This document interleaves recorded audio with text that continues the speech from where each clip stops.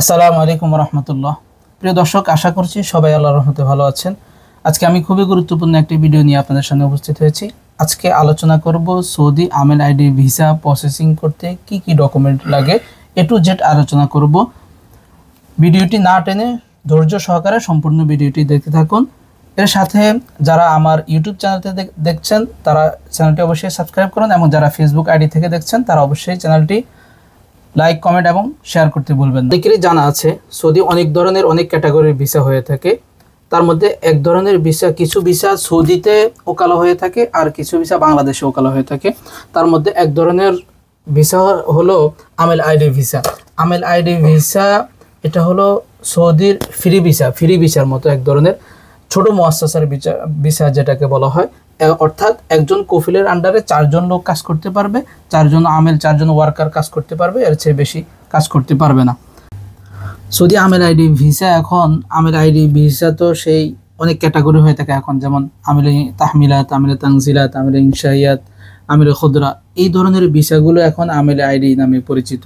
অর্থাৎ ছোট মুআসসাসার যে ভিসাগুলো আছে এগুলো আমেল আইডি, এই ভিসাগুলোই শুধু মূলত আমেল আইডির ভিসা নামে পরিচিত। অর্থাৎ ছোট মুআসসাসা, এক কফিলের আন্ডারে যে 4 জন লোক কাজ করতে পারে ছোট মুআসসাসা বলা হয়। এই ভিসাগুলো মূলত আমেল আইডি ভিসা। এই ধরনের ভিসাগুলো ওকালা হয়ে থাকে সৌদিতে, আর বাংলাদেশে এগুলোর প্রসেসিং। তো বাংলাদেশের মূল প্রসেসিং সিস্টেমটাই এখন আপনাদের সামনে আলোচনা করব। তো আজকে আমি সেই বিষয় নিয়ে আলোচনা করব। এই 4 মুআসসাসার ভিসাটা সৌদি থেকে ওকালা করা হয়। অর্থাৎ আপনি বাংলাদেশের যে কোনো রিক্রুটিং এজেন্সির লাইসেন্স নাম্বার নেবেন, ওই লাইসেন্স নাম্বার আপনি সৌদি থেকে ওই লাইসেন্সের উপরে আপনি ভিসাটা ওকালা করে দিবেন। তো ওকালা করে দেওয়ার পরে আপনার এরকম একটা কাগজ দিবে আপনাকে ওকালা করে দেওয়ার পরে এখানে ভিসা নাম্বার থাকবে আর আইডি নাম্বার থাকবে। এটা সার্চ করলেই আপনার সম্পূর্ণ ডিটেলস, আপনার ভিসাটা ওকালা হয়েছে কিনা সম্পূর্ণ ডিটেলস চলে আসবে।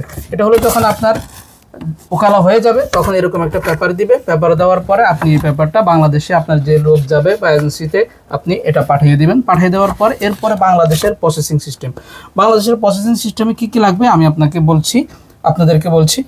বাংলাদেশের প্রসেসিং এক নাম্বার হলো পাসপোর্ট থাকতে হবে।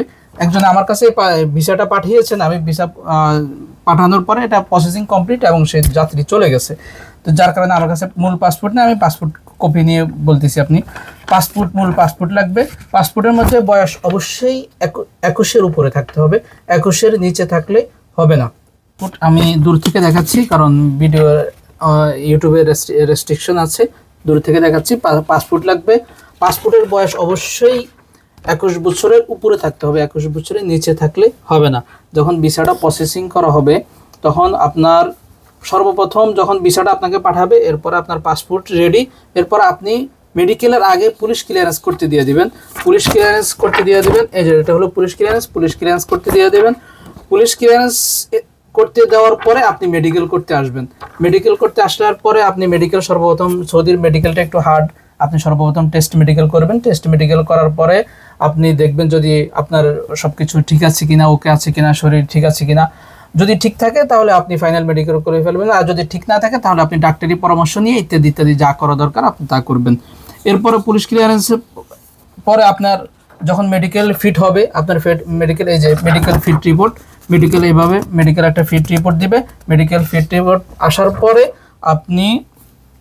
এরপরে আপনাকে এজেন্সির এই সবগুলো যখন আপনি এজেন্সিতে জমা দিবেন, জমা দেওয়ার পরে এজেন্সি আপনার জন্য যমুনা ফিউচার পার্কে একটা ফিঙ্গারপ্রিন্টের ডেট নেবে, তাসির সেন্টার, অর্থাৎ এরকম একটা মুফা করে তারা একটা ডেট নেবে ফিঙ্গার দেওয়ার জন্য। তো আপনি সেখানে গিয়ে পুলিশ ক্লিয়ারেন্স আপনি তখন সাথে করে নিয়ে অফিসে জমা দিবেন, এবং এই ফিঙ্গারপ্রিন্ট যমুনা ফিউচার পার্কে করে আসার পরে এই সব ডকুমেন্ট আপনি অফিসে জমা দিবেন। এরপর অফিস আপনার বাকি কাজগুলো করবে। আপনি এই সবগুলো ডকুমেন্ট জমা দেওয়া আসার পর আপনি কি করবেন, আপনি হলো আপনার টিটিসি অর্থাৎ টেকনোলজি ট্রেনিং সেন্টার, এখানে গিয়ে আপনি প্রত্যেক জেলায় আছে এটা, আপনি ট্রেনিং করবেন। ট্রেনিং করার পরে এরকম একটা সার্টিফিকেট আপনাকে দিবে, এই ট্রেনিং সার্টিফিকেট দিবে। এরপরে আপনি বিএমইটি ফিঙ্গার করবেন। বিএমইটি কার্ডের জন্য যে ফিঙ্গার করা লাগে, এই বিএমইটি কার্ডের জন্য এরকম ফিঙ্গার করবেন, এরকম ফিঙ্গার সার্টিফিকেট দিবে। এই সব ডকুমেন্ট যখন আপনাকে আপনি এজেন্সিতে জমা দিবেন, এজেন্সি আপনার কয়দিন পরে আপনাকে এরকম ভিসা করে দিবে। ঠিক আছে, আপনার এরকম ভিসা হয়ে যাবে। এরপরে আপনাকে বিএমইটি কার্ড দিবে। এখন বিএমইটি কার্ড স্মার্ট কার্ড হয় না, এখন বিএমইটি এভাবে অনলাইন কপি দেয়। বিএমইটি এরকম একটা কার্ড করে দিবে, অনলাইন কপি। এরপরে আপনি এটা হলো টিকিট কপি, এরপরে টিকিট করবেন, টিকিট করে আপনি চলে যাবেন। এবার আসেন আপনি এজেন্সিকে আপনি কি কি দিবেন আর এজেন্সি আপনাকে কি কি করে দিবে, আমি সেটি বিষয়টাকে বলছি। এজেন্সি আপনাকে ভিসা করে দিবে, বিএমইটি করে দিবে, টিকিট করে দিবে, আর বাকি এই তিনটে জিনিস এজেন্সি করে দিবে। আরেকটা জিনিস করে দিবে, সেটা হলো যে তাসির সেন্টার থেকে তারা অ্যাপয়েন্টমেন্ট ডেট নিয়ে দিবে। এটা হলো এজেন্সি করে দিবে। আর বাকি আপনার কাজ হলো বিএমইটি ফিঙ্গারপ্রিন্ট, ট্রেনিং সার্টিফিকেট, তারপর হলো যে আপনার মেডিকেল দেওয়া, medical fit report, police clearance, তারপরে পাসপোর্ট, এরপরে হলো যে ভিসা। এই সকল ডকুমেন্ট হলো যাত্রীকে অবশ্যই কালেক্ট করতে হবে। যাত্রীকে এই সকল জিনিস কালেক্ট করার পরে এজেন্সি আপনাকে এই তিনটে জিনিস করে দেবে। এখন আরেকটা প্রশ্ন আসে যে যখন আপনার যখন ফ্লাইট হয়ে যাবে, ফ্লাইট টিকিট কাটার পরে আপনি যখন ফ্লাইট কনফার্ম করবেন, ফ্লাইট কনফার্ম হয়ে যাবে, তখন আপনার সাথে কি কি ডকুমেন্ট থাকবে, অর্থাৎ আপনি যখন সৌদিতে রওনা দিবেন তখন আপনার সাথে কি কি ডকুমেন্ট থাকবে। তখন শুধু জাস্ট তিনটা ডকুমেন্ট থাকবে। এক, ভিসা কপি থাকবে, দ্বিতীয়ত হলো যে টিকিট কপি থাকবে, তৃতীয় হলো যে বিএমইটি কার্ড। এই 3 কপি থাকবে, আর কিছুই থাকবে না।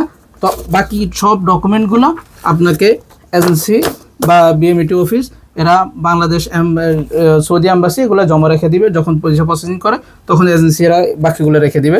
আপনাকে শুধু যাওয়ার সময় এই 3টা কপি দেওয়া হবে। এই 3টা কপি নিয়ে আপনি সৌদি ফ্লাইট করতে পারবেন। এটা হলো সৌদির আমেল আইডি ভিসা, ছোটো মুআসসাসার যে ভিসা আছে, এই যেগুলো সৌদি থেকে ওকালা হয় বাংলাদেশের, এই প্রসেসিং সিস্টেমটা হলো এটা। ধন্যবাদ সবাইকে সাথে থাকার জন্য। প্রবাস হোক সবার জন্য নিরাপদ। সবাই সুস্থ থাকুন, ভালো থাকুন। আসসালামু আলাইকুম রহমতুল্লাহ।